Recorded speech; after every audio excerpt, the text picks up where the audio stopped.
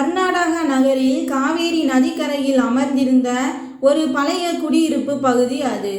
அங்கு காலை பொழுது தேநீரின் நறுமணத்துடனும் சைக்கிள் மணிகளின் ஒளியுடனும் தொடங்கும். அதே குடியிருப்பின் வளைவில் தகர கூரையுடன் கூடிய ஒரு சிறிய கடை இருந்தது. கடைக்கு வெளியே ஒரு பழைய மரப்பலகை தொங்கிக் கொண்டிருந்தது. ராம்தாஸ் காலனி பழுது பார்க்கும் இடம். கடந்த 32 ஆண்டுகளாக ராம்தாஸ் அதே இடத்தில் அமர்ந்து மக்களின் உடைந்த செருப்புகளை தைத்து வந்தார். அவரது கைகளில் அப்படிப்பட்ட ஒரு திறமை இருந்தது. முற்றிலும் பாலடைந்த செருப்பு கூட புதிது போல் மாறிவிடும். ராம்தாஸ் அவர்களின் கைகளில் ஒரு பொருள் வந்துவிட்டால் அது உடைந்தாலும் தோற்று போகாது என்று அக்கம் பக்கத்தினர் சொல்வார்கள். அதை கேட்டு ராம்தாஸ் புன்னகைப்பார். அவரது மிகப்பெரிய செல்வம் பணம் அல்ல, அவரது சுயமரியாதைதான். அவரது ஒரே மகள் லைலா 23 வயது. அழகோடு சேர்த்து அவள் அசாதாரண அறிவாளியாகவும் திகழ்ந்தாள். கர்நாடக பல்கலைக்கழகத்தில் MBA முடித்து தங்க பதக்கம் வென்றிருந்தாள். எந்த ஒரு பெரிய கம்பெனியின் போக்கையே மாற்றும் திறமை லைலாவுக்கு உண்டு என அவளது கல்லூரி பேராசிரியர்கள் கூறுவார்கள். ஆனால் பட்டம் பெற்ற பிறகும் அவளுக்கு வேலை கிடைக்கவில்லை. சில சமயம் போதிய அனுபவம் இல்லை என்ற காரணம் சொல்லப்பட்டது. சில சமயம் அவளது எளிய ஆடைகளை பார்த்து நேர்காணல் நடத்துபவர்கள் அவளை பெரிதாக மதிக்கவே இல்லை. இருப்பினும் லைலா மனம் தளரவில்லை. காலையில் தந்தையின் கடையை பார்த்து கொள்வாள். மதிய வேளையில் வேலைக்கு விண்ணப்பிப்பாள். மாலையில் குழந்தைகளுக்கு டியூஷன் எடுத்து வீட்டு செலவுகளுக்கு உதவி செய்வாள். ஒரு நாள் 10-11 வயதுடைய ஒரு சிறுவன் அழுது கொண்டே கடைக்கு வந்தான். பள்ளிக்கு செல்லும் வழியில் அவனது செருப்பு அறுந்துவிட்டது. மாமா, என்னிடம் இப்போது பணம் இல்லை, நாளை தருகிறேன் என்றான். ராம்தாஸ் புன்னகையுடன், மகனே, முதலில் பள்ளிக்கு செல், படிப்பு தடைபடக்கூடாது, பணம் இருக்கும்போது கொடு என்று கூறி 5 நிமிடங்களில் செருப்பை சரி செய்து கொடுத்தார். அந்த சிறுவன் மகிழ்ச்சியுடன் பள்ளிக்கு ஓடினான். லைலா தன் தந்தையை பார்த்து, அப்பா, நீங்கள் எல்லோருக்கும் இவ்வளவு உதவுகிறீர்களே என்றாள். ராம்தாஸ் சிரித்து கொண்டே, மகளே, என் கைகளால் ஒருவரின் வழியை எளிதாக்க முடிகிறது என்றால் அதைவிட பெரிய சம்பாத்தியம் வேறு என்ன இருக்க முடியும் என்றார். அன்றைய மாலையே லைலாவின் மொபைலுக்கு ஒரு மின்னஞ்சல் வந்தது. ஆர்யா இண்டஸ்ட்ரீஸ் கம்பெனியிடம் இருந்து நேர்காணலுக்கான அழைப்பு. நகரின் மிகவும் புகழ்பெற்ற கம்பெனி அது. அந்த கம்பெனியின் பெயரை கேட்டதும் அப்பகுதி மக்களே உற்சாகமடைந்தனர். ஏனெனில் அதன் உரிமையாளர் அதர்வா நாட்டின் மிக வெற்றிகரமான இளம் தொழிலதிபர்களில் ஒருவராக கருதப்பட்டார். அதர்வா அவருக்கென ஒரு தனி அடையாளம் இருந்தது. அவர் ஒழுக்கத்தை விரும்புபவர், விரைந்து முடிவெடுப்பவர் மற்றும் மிகவும் வெற்றிகரமான தொழிலதிபர். ஆனால் ஒரு நபரின் தோற்றம் மற்றும் ஆளுமையை வைத்தே அவரை பற்றிய முதல் அபிப்பிராயத்தை அவர் உருவாக்கி விடுவார் என்றும் கூறப்பட்டது. நேர்காணலில் அறிவு மட்டுமல்லாது ஈர்க்கக்கூடிய ஆளுமையும் சமமான முக்கியத்துவம் வாய்ந்ததாக கருதப்பட்டது. இரவில் ராம்தாஸ் தனது பழைய கருவி பெட்டியை எடுத்தார். லைலாவின் தேய்ந்து போன செருப்பை தன் முன்னே வைத்தார். ஒவ்வொரு தையலையும் மிகுந்த கவனத்துடன் போட்டார். ஒவ்வொரு நூலையும் தன் மகளின் கனவுகளை இணைப்பது போல் இணைத்தார். இரவு 11 மணி ஆகிவிட்டது. லைலா, அப்பா, இவ்வளவு சிரமப்படாதீர்கள் என்றாள். ராம்தாஸ் புன்னகைத்தார். புதிய செருப்பு வாங்கும் அளவுக்கு என்னிடம் வசதி இல்லை மகளே, ஆனால் உன் காலடிகள் பலவீனமாக தெரியும் அளவுக்கு நான் ஏழையும் இல்லை என்றார். லைலாவின் கண்கள் கலங்கின. காலையில் நேர்காணல் நாள் வந்தது. அவள் வெளிர் பச்சை நிறத்தில் நேர்த்தியான சுடிதாரை அணிந்தாள். கூந்தலை ஒழுங்காக முடிந்து கொண்டாள். தன் சான்றிதழ்கள் அனைத்தையும் கோப்பில் வைத்தாள். பின்னர் தந்தையின் கால்களை தொட்டு வணங்கினாள். ராம்தாஸ் அவள் தலையில் கை வைத்து, நினைவில் வைத்துக்கொள், எப்போதாவது இந்த உலகம் உன் ஆடைகளை பார்த்து உன்னை தாழ்வாக கருதினால் உன் நற்பண்புகளால் அதற்கு பெரிய பதிலை சொல் என்றார். லைலா புன்னகைத்து, உங்கள் நம்பிக்கையை நான் ஒருபோதும் கைவிட மாட்டேன் என்றாள். சிறிது நேரத்திற்கு பிறகு அவள் ஆர்யா இண்டஸ்ட்ரீஸின் பிரம்மாண்டமான தலைமை அலுவலகத்தின் முன் நின்றிருந்தாள். உயரமான கண்ணாடி கட்டிடம், பளபளக்கும் ஆடம்பர கார்கள் மற்றும் விலையுயர்ந்த சூட் அணிந்த விண்ணப்பதாரர்கள். சிலர் அவளது தைக்கப்பட்ட செருப்புகளை பார்த்து தங்களுக்குள் சிரித்து கொண்டனர். ஒரு இளைஞன் தவறான முகவரிக்கு வந்துவிட்டால் போலிருக்கிறது என்றான். மற்றொருவன் சிரித்து கொண்டே, இவ்வளவு பெரிய கம்பெனிக்கு நேர்காணல் கொடுக்க வந்தாளா அல்லது செருப்பு தைக்கவா என்றான். லைலா யாருக்கும் பதிலளிக்கவில்லை.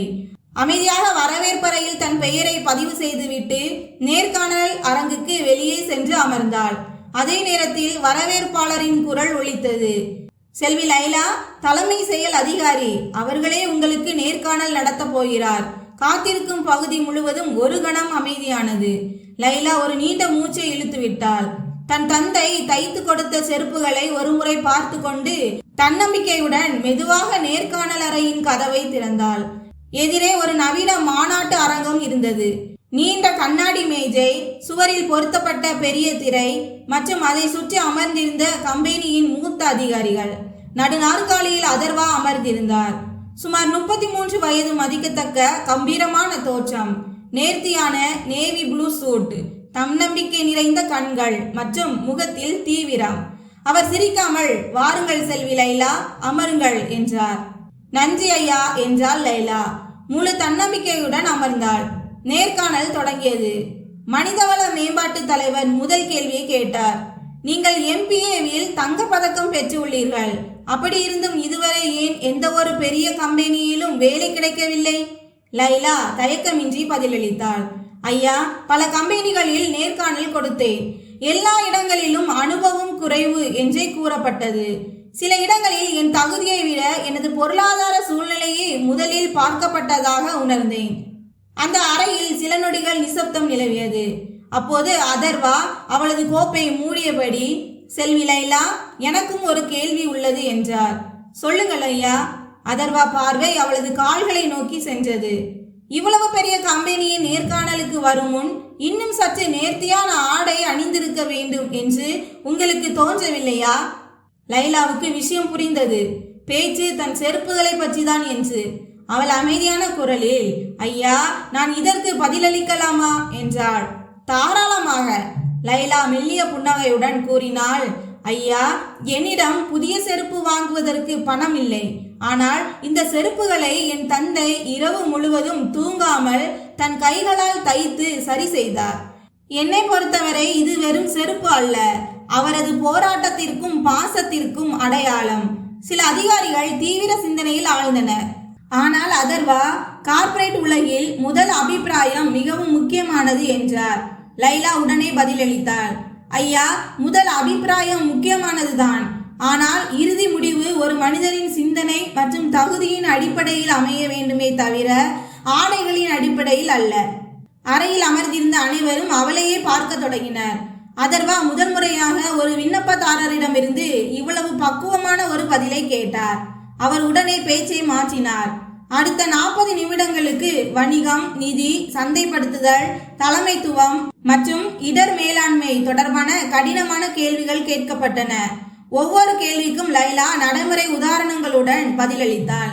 ஒரு மூத்த அதிகாரி புன்னகைத்து, மிகவும் அருமையான பதில்கள் என்றார். அதர்வா எதுவும் பேசவில்லை. நேர்காணல் முடிந்தது. லைலா அனைவருக்கும் நன்றி கூறிவிட்டு வெளியே சென்றாள். கதவு மூடியதும் ஒரு இயக்குனர், ஐயா, என் பார்வையில் இவர்தான் மிகவும் தகுதியான நபர் என்றார். மற்றொரு அதிகாரியும் அதை ஆமோதித்தார்.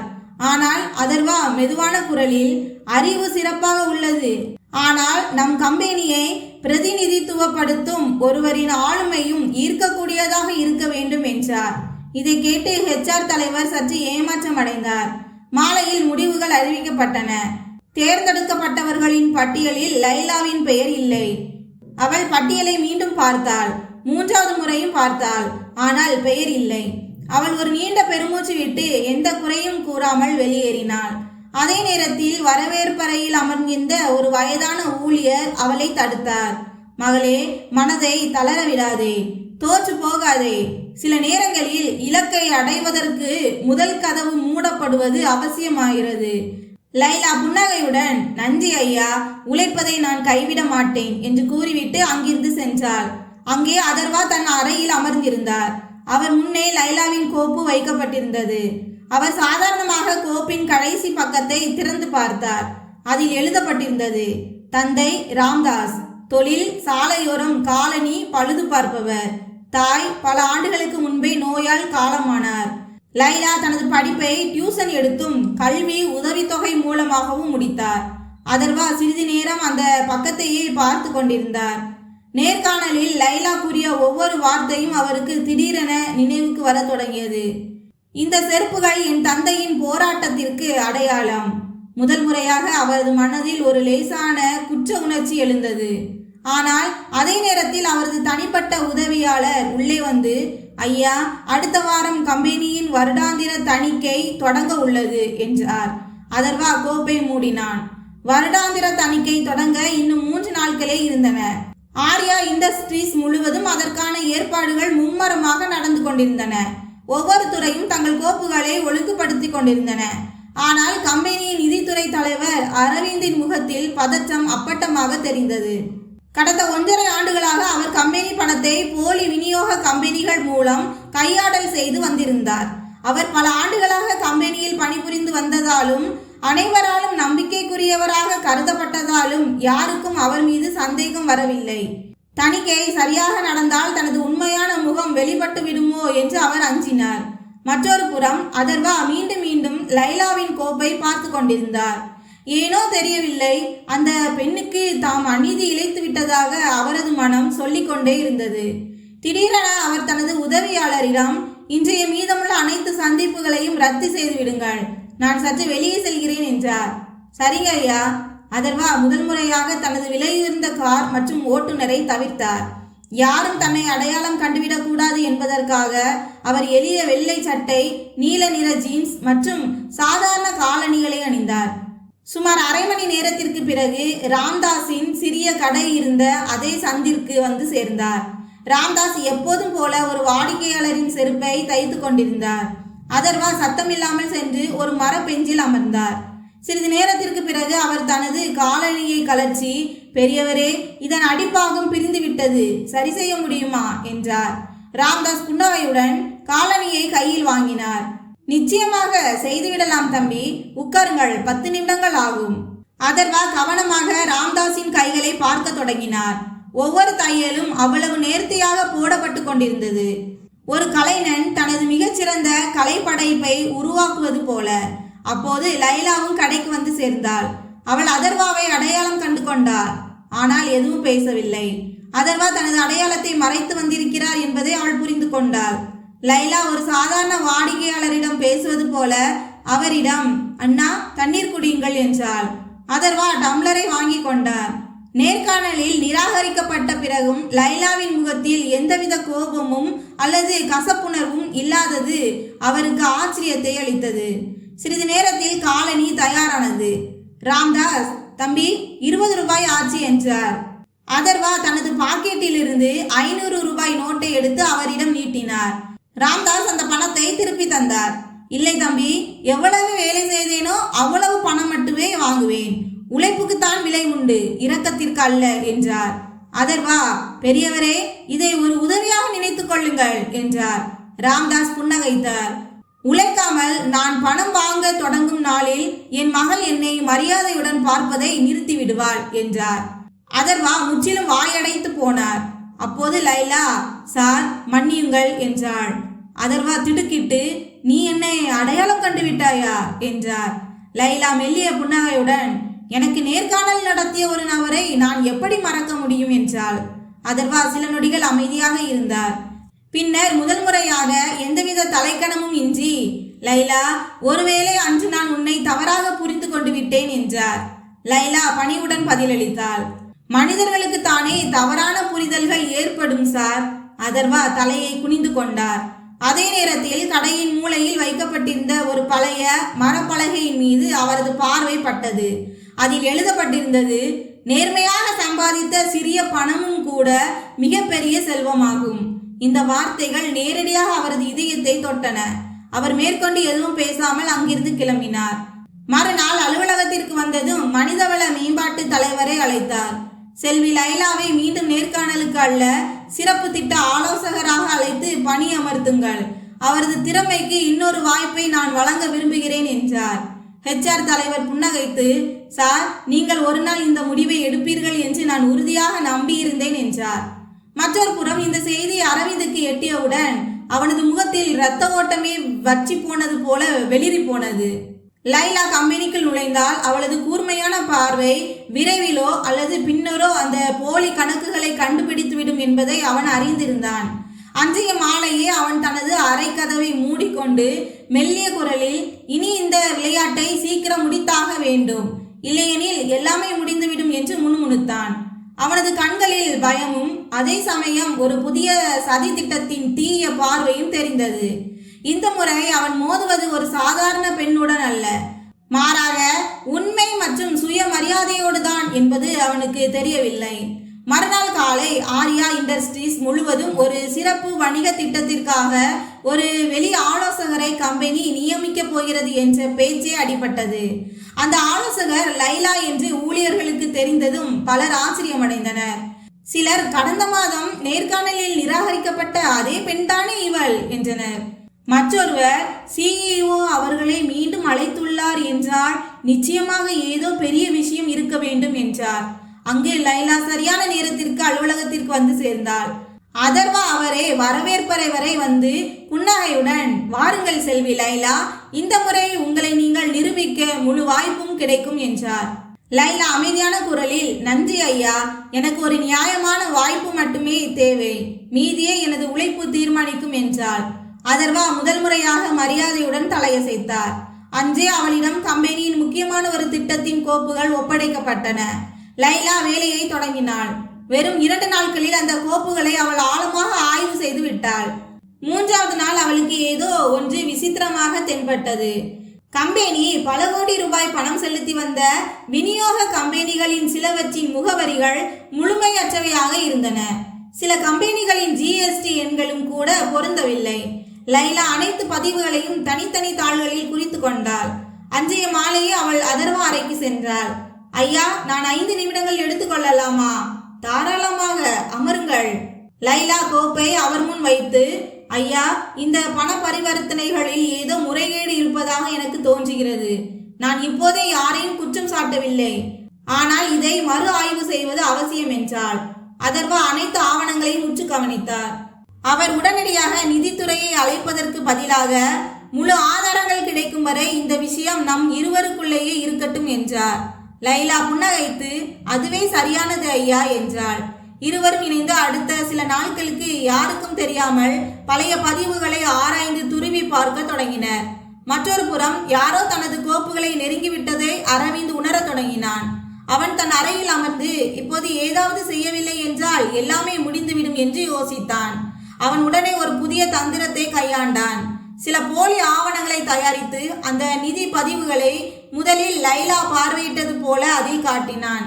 விசாரணை தொடங்கினால் சந்தேகம் லைலா மீது விழ வேண்டும் என்பதே அவனது நோக்கமாக இருந்தது.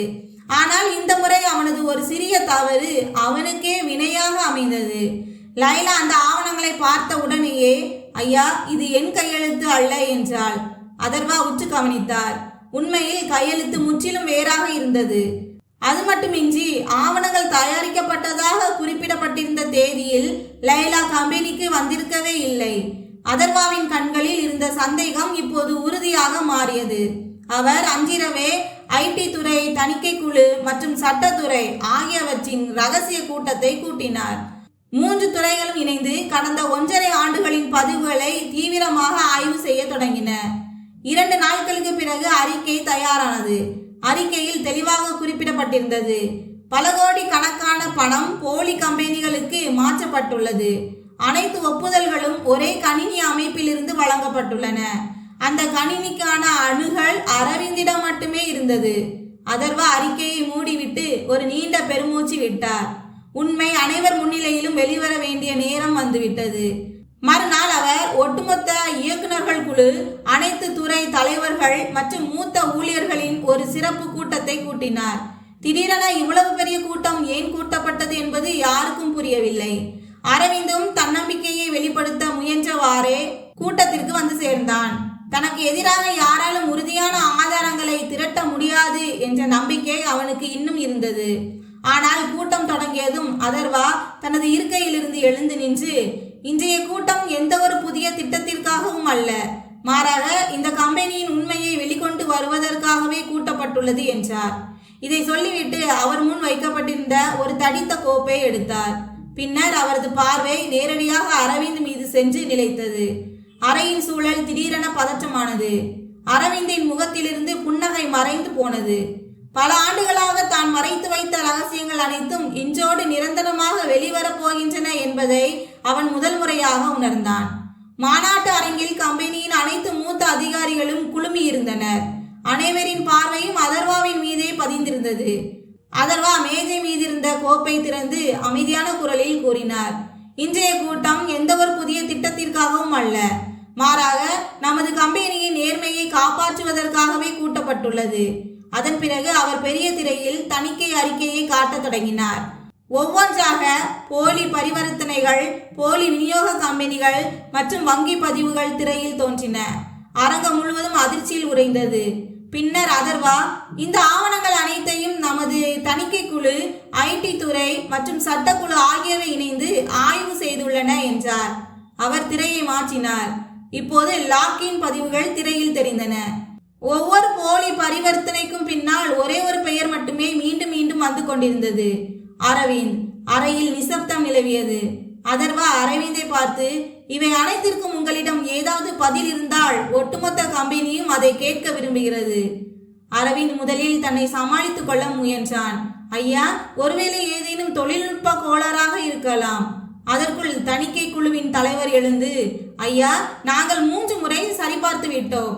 அனைத்து பண பரிவர்த்தனைகளும் அரவிந்தின் ஒப்புதலோடு தான் நடந்துள்ளன என்றார்.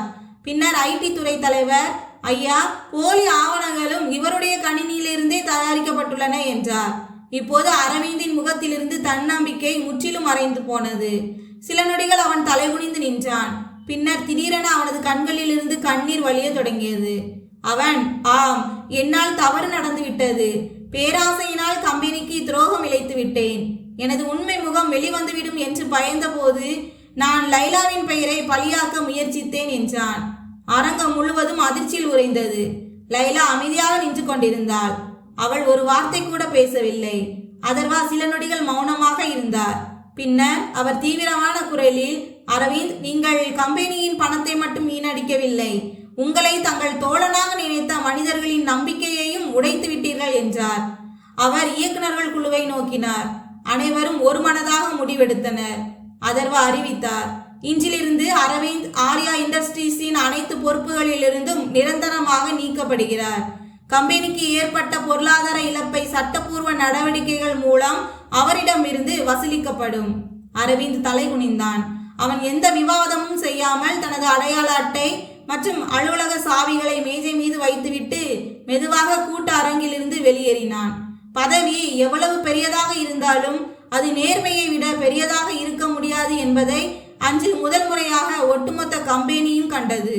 சிறிது நேரத்திற்கு பிறகு அதர்வா அனைத்து ஊழியர்களின் முன்னிலையிலும் லைலாவின் அருகே வந்தார். அவர், லைலா, இன்று நான் ஒரு தலைமை செயல் அதிகாரியாக அல்ல, முதல் சந்திப்பிலேயே உன்னை தவறாக புரிந்து கொண்ட ஒரு மனிதனாக உன் முன் நிற்கிறேன் என்றார். அரங்கம் முழுவதும் அமைதியானது. அதர்வா தொடர்ந்து பேசினார். அன்று நீ நேர்காணலுக்கு வந்தபோது உன் தைக்கப்பட்ட செருப்புகளை பார்த்து உன் தகுதியை கேள்விக்குள்ளாக்கினேன். ஆனால் இன்று எனக்கு புரிந்தது, ஒரு மனிதனின் உண்மையான அடையாளம் அவனது காலணிகளில் இல்லை, அவனது குணநலன்களில் தான் உள்ளது என்று. இதை சொல்லும் போதே அதர்வாவின் குரல் தழுதழுத்தது. அவரது கண்களில் இருந்து கண்ணீர் வழிந்தோடியது. அவர் அனைவர் முன்னிலையிலும் கைகூப்பினார். லைலா, முடிந்தால் என்னை மன்னித்து விடு. ஒட்டுமொத்த அரங்கமும் உணர்ச்சி வசப்பட்டது. லைலா உடனடியாக முன்னோக்கி சென்று அவரது கூப்பிய கைகளை பிடித்தாள். அவள் புன்னகையுடன், ஐயா, தவறை ஒப்புக்கொள்ளும் மனிதன் ஒருபோதும் தாழ்ந்து போவதில்லை. இன்று நீங்கள் உங்கள் பதவியால் அல்ல, உங்கள் நடத்தையால் மரியாதையை சம்பாதித்து விட்டீர்கள். இதை கேட்டதும் அரங்கம் முழுவதும் பலத்த கைத்தட்டல் ஒலித்தது. அன்றே அதர்வா பல முக்கிய முடிவுகளை எடுத்தார். இனி கம்பெனியின் எந்த ஒரு விண்ணப்பதாரரின் மதிப்பும் அவரது ஆடைகள், காலணிகள் அல்லது பொருளாதார சூழ்நிலையை வைத்து அல்லாமல் அவரது தகுதி மற்றும் நேர்மையை வைத்தே தீர்மானிக்கப்படும் என்று அவர் அறிவித்தார். ஏழை ஆனால் திறமையான மாணவர்களுக்காக ராம்தாஸ் திறமை உதவி தொகை தொடங்கப்பட்டது. அன்றைய மாலையே அதர்வா லைலாவுடன் சேர்ந்து ராம்தாஸின் சிறிய கடைக்கு சென்றார். ராம்தாஸ் எப்போதும் போல ஒரு வாடிக்கையாளரின் செருப்பை தைத்து கொண்டிருந்தார். அதர்வா அவர் முன் சென்று நின்றார். அவர் கடையில் இருந்த ஊசியையும் நூலையும் பார்த்து உணர்ச்சி வசப்பட்டு, பெரியவரே, நீங்கள் செருப்புகளை மட்டும் தைக்கவில்லை, என் எண்ணங்களையும் இணைத்து விட்டீர்கள் என்றார். ராம்தாஸ் புன்னகைத்தார். தம்பி, உடைந்தவற்றை இணைப்பதுதான் என் வேலை. அது செருப்பாக இருந்தாலும் சரி அல்லது ஒருவரின் மனமாக இருந்தாலும் சரி. அதர்வாவின் கண்கள் மீண்டும் கலங்கின. சில மாதங்களுக்கு பிறகு லைலா தனது உழைப்பு மற்றும் திறமையின் அடிப்படையில் ஆர்யா இண்டஸ்ட்ரீஸின் வியூக இயக்குனராக உயர்ந்தாள். இன்றும் கூட ஒரு புதிய ஊழியர் கம்பெனிக்கு நேர்காணலுக்கு வரும்போது வரவேற்பறைக்கு அருகில் ஒரு தங்க நிற சட்டமிட்ட ராம்தாஸின் அந்த தைக்கப்பட்ட செருப்பின் புகைப்படம் மாட்டப்பட்டிருப்பதை காண முடிகிறது. அதன் கீழே ஒரே ஒரு வரி மட்டுமே எழுதப்பட்டிருக்கும். மனிதனின் அடையாளம் அவனது ஆடைகளில் இல்லை, அவனது குணநலன்களில் தான் உள்ளது. ஒவ்வொரு முறையும் அந்த புகைப்படத்தை பார்க்கும்போது அதர்வாவின் கண்கள் கலங்கிவிடும். ஏனெனில் அதே ஒரு ஜோடி செருப்புத்தான் ஒரு கோடீஸ்வர சிஇஓவுக்கு மனிதநேயத்தின் மிக சிறந்த பாடத்தை கற்றுக் கொடுத்தது. ராம்தாஸ் தனது ஊசி நூலால் உடைந்த செருப்புகளை மட்டும் இணைக்கவில்லை, மாறாக தன் மகளுக்குள் சுயமரியாதை, நேர்மை மற்றும் மனிதநேயம் போன்ற விலைமதிப்பற்ற நற்பண்புகளையும் தைத்து வளர்த்தார். அதே நற்பண்புகள் தான் ஒரு நாள் கோடீஸ்வர சிஇஓ அதர்வாவின் சிந்தனையை மாற்றி அமைக்க காரணமாக அமைந்தன. நண்பர்களே, நினைவில் கொள்ளுங்கள், வறுமை ஒருபோதும் மனிதனின் அடையாளமாகாது. ஆனால் ஆணவம் அவனது மிகப்பெரிய வீழ்ச்சியாகிவிடும். கடின உழைப்பால் கிடைக்கும் வெற்றி தாமதமாக வரலாம், ஆனால் அது கிடைக்கும் போது இந்த உலகமே தலைவணங்கும். இந்த கதை உங்கள் மனதை தொட்டிருந்தால் மற்றும் இதிலிருந்து நீங்கள் நல்லதொரு பாடத்தை கற்றுக்கொண்டிருந்தால் தயவு செய்து இந்த காணொளியை லைக் செய்யுங்கள். உங்கள் கருத்துக்களை கமெண்டில் நிச்சயம் பகிருங்கள். சேனலை சப்ஸ்கிரைப் செய்யுங்கள். நன்றி.